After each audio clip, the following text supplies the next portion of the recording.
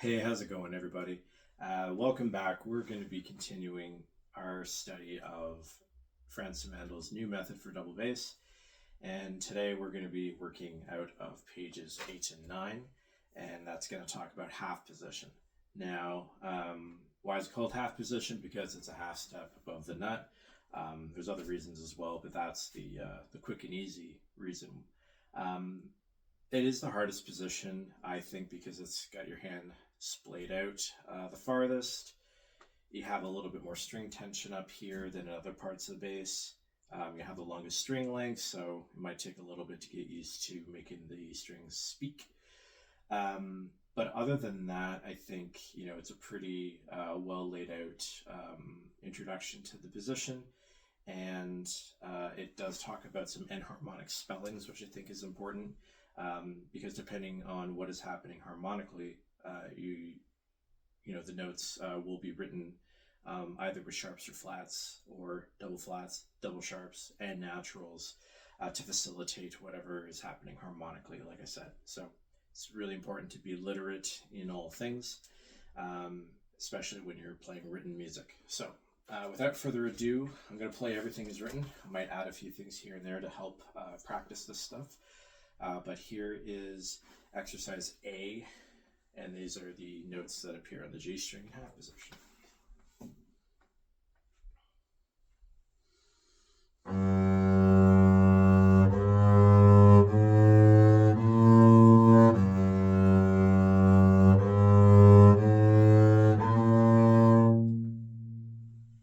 Exercise B on the D string.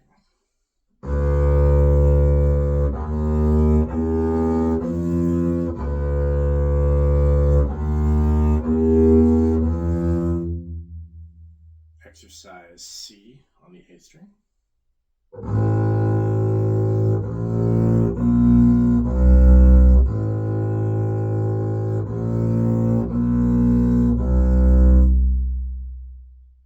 And exercise D on the E string.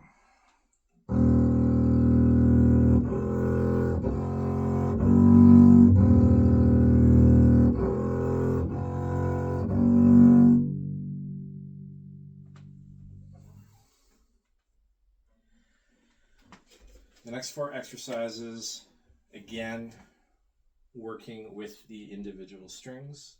I'm going to play the first one as written, and then what we're going to do is play the same exercise but with an open string underneath it.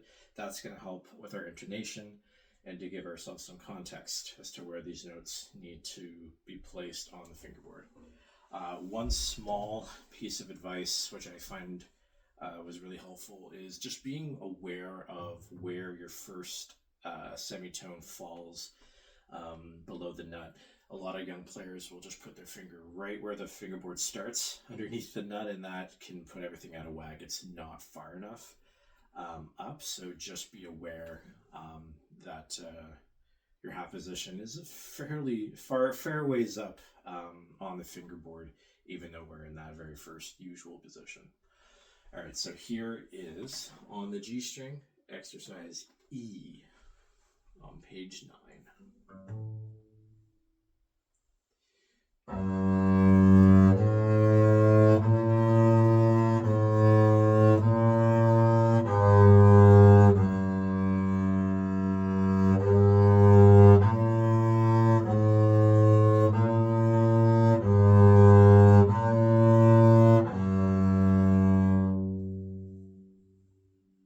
So here's the same exercise, but with an open string, played as a double stop so that we can hear if we're playing in tune a little bit better.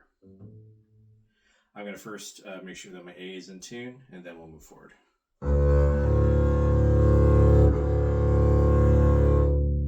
Yeah, pretty good. So here it is.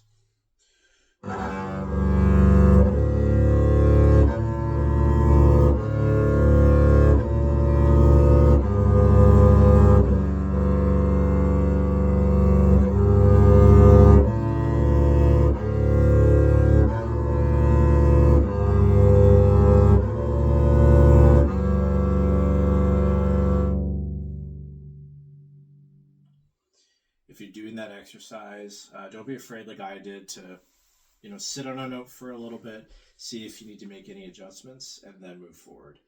It's okay to make adjustments on the fly. I think it's important to be able to do that, especially if you're, in a lesson, if you're in an ensemble, if you're in a performance, you got to be able to adjust.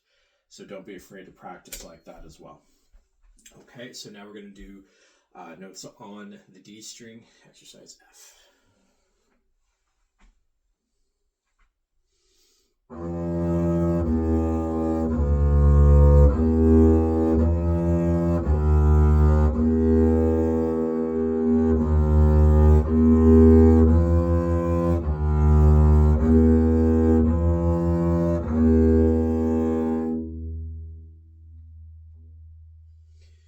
Okay, now on the A string, exercise G.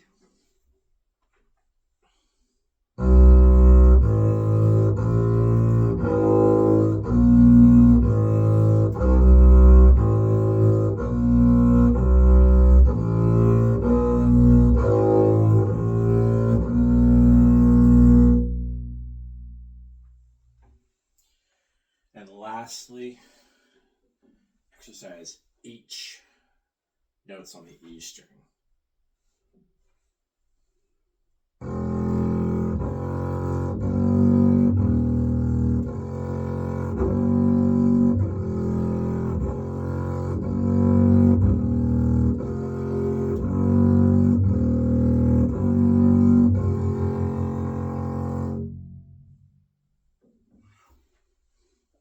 That one's the toughest because it's throwing a bunch of enharmonic spellings that will trip you up. It is really important to be able to read that stuff without hesitation. I almost got spooked. What did I almost get spooked on?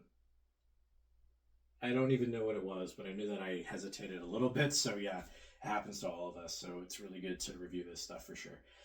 Okay, now we're going to go into exercises that connect all the strings. The key to this being useful is to stay in half position, even though some might want you to close the G string.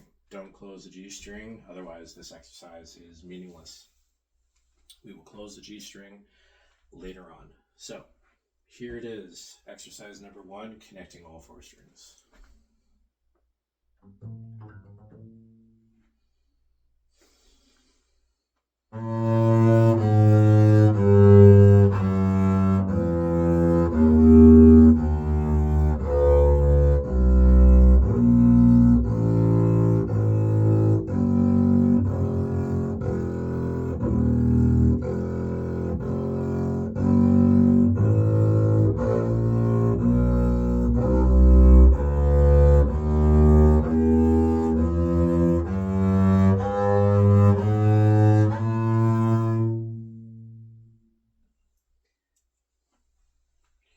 All right, exercise number 2.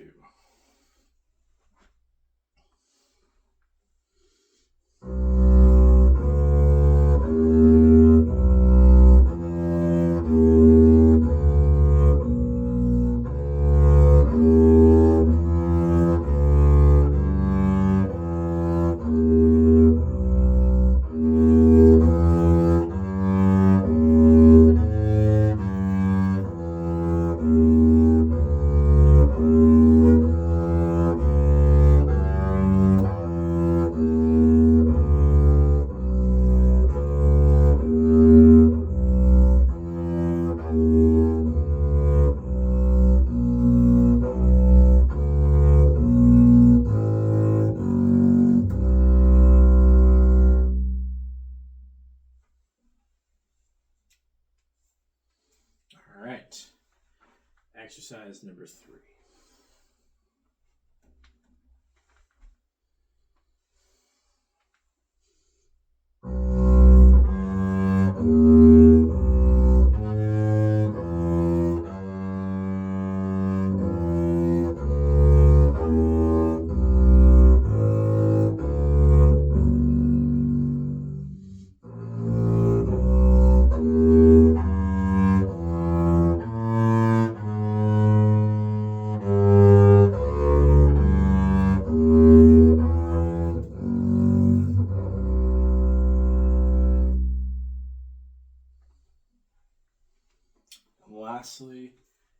exercise number 4. I'm going to ignore the cut time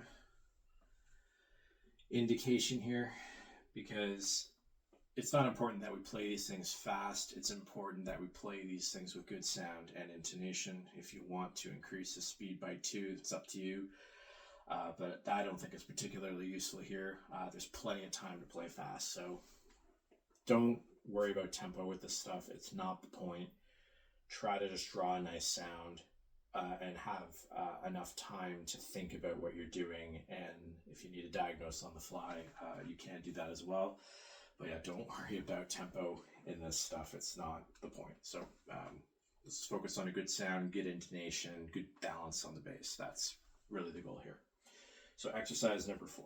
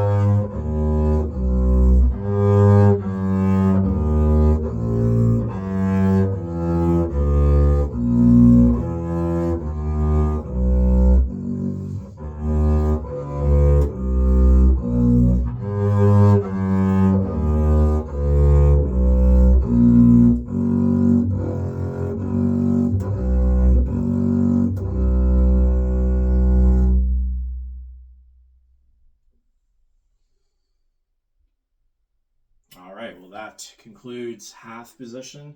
I hope this was helpful to you guys, and we'll see you in the next one. Take care.